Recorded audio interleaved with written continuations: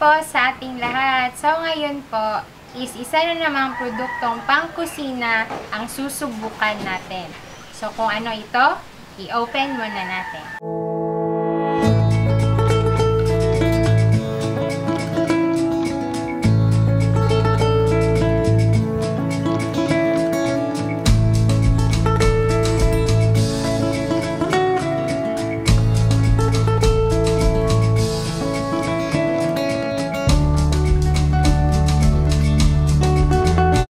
Ito ang Astron Single Burner Gas Stove. So, magagamit talaga natin ito sa pagluluto. Heavy duty stainless frame and tray. So, may 7mm extra heat resistant at tempered glass. So, ito ay heavy cast iron burner. So, 60% ng gas daw ang masasave natin dito. So, ito ay may low gas consumption. So, susubukan natin mamaya kung totoo ba na madali itong makaluto. So, i-open na natin. So, ito, meron siyang warranty card and then yung manual niya. So, buksan natin kasi nandito din yung rubber feet niya. So, may 4. So, ito yung warranty card niya. Ayan. So, ibig sabihin, di natin ito walain. Meron din po siyang instruction manual. So, sa loob, ayan, dito sa sides niya is merong 2 styro. Ayan, so, kailangan talaga to kasi glass yung top ng ating stove. So, ito na yung ating Astron glass stove. So, tatanggalin muna natin yung kanyang cellophane. Ayan.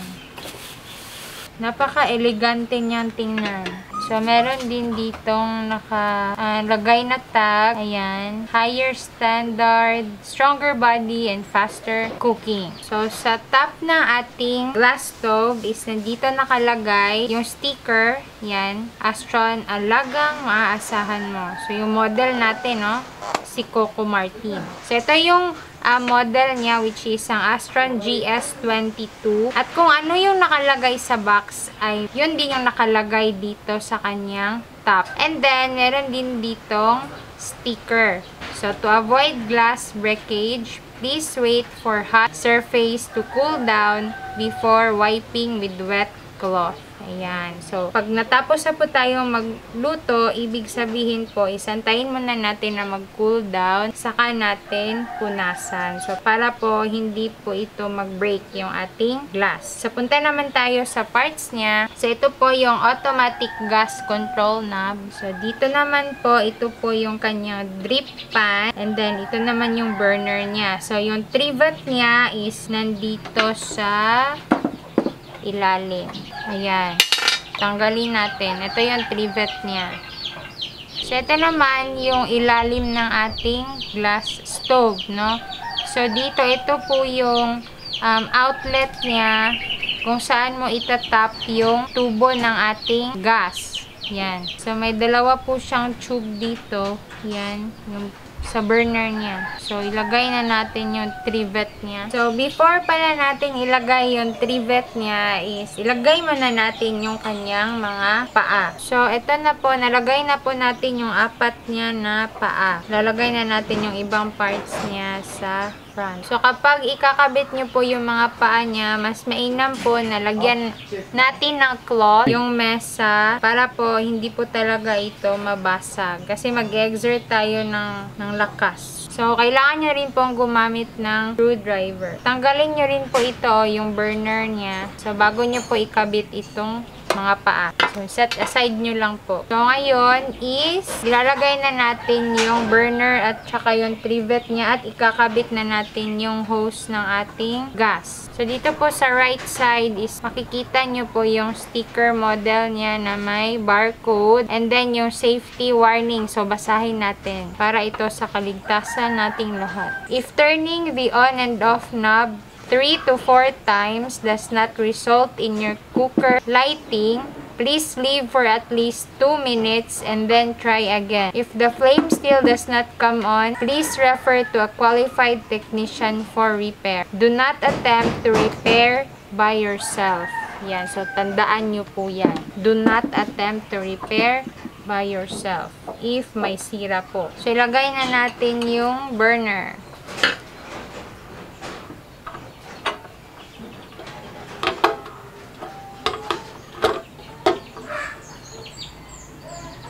So, ayan, nakalagay na po yung ating burner and trivet. So, ikakabit na natin ngayon yung hose ng ating liquefied petroleum gas. So, ito po lang yung gamit namin. Yung regulator niya or yung gas auto safety controller. So, pinili namin to kasi Japan technology siya. So, iniisip namin na kung galing ng Japan is safe talaga. Kasi sa technology nila, diba? So, tried and tested na natin yan. And then, meron kami ditong hose, which is 2.5 yung haba niya. So, nasa sa inyo po kung gaano po kahaba. So, kung nasa ilalim lang naman ng inyong mga counter or mesa, is okay na po yung 2 to 2.5 meters. So, ayan po, nakakabit na po yung ating hose dito sa ating gas inlet. Yan. So, susubukan natin ngayon yung ating Astron GS22 na glass stove. So, i-turn on natin at magluluto tayo ng pansit. So, gagawin natin kasi yung nakasaad dito is madaling makaluto. So, titingnan natin kung ilang minutes ba maluto yung ating pansit. Pansit lang naman eh. So, i-on na natin yung knob niya. So, unang on. Ayan. So, ngayon, magluluto na tayo ng pansit. So, timer po natin. Start. Lagay tayo ng mantika. Painitin muna natin ng konti. So, yan. Mainit na po yung ating kawali. Magigisa na po tayo.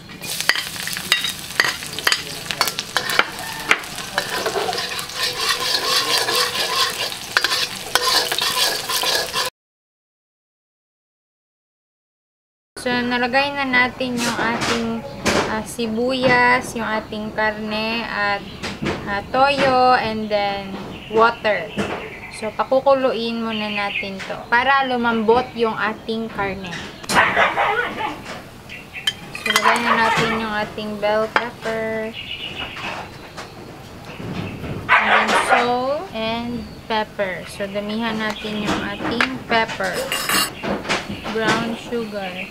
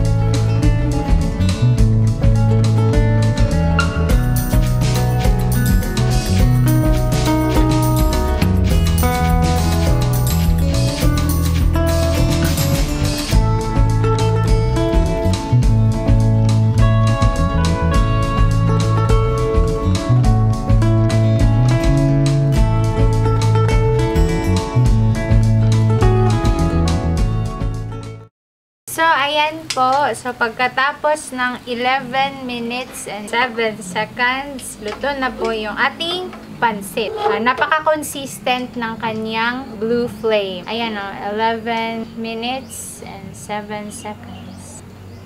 So, ayun po, nasubukan na po natin yung ating Astron na GS22 glass stove. Single stove po. Yan. So, yung performance niya po is napaka-okay. Napaka-consistent ng blue flame niya. At madali pong uminit yung ating kawali. So, I think this is true to its advertisement na low gas consumption kasi madali lang po nating naluto yung ating pansit. Yan. So, nabili pala namin ito sa Shopee sa halagang 936 pesos kasama na po yung shipping fee niya. Ito lang po kasi yung nahanap namin na single burner na mura na pero branded. So, si Astron po is marami po siyang mga products sa gaya ng mga speakers, no? Bluetooth speakers and yung mounted na speakers natin. So, all in all po is maganda po ang product na ito. So, kung naghahanap kayo, Astron yung piliin ninyo. So, hindi pa mabubutas yung bulsa niyo. So, kung nakatulong po ang video na ito sa inyo, please click like and subscribe. See you po sa next. Have a beautiful day!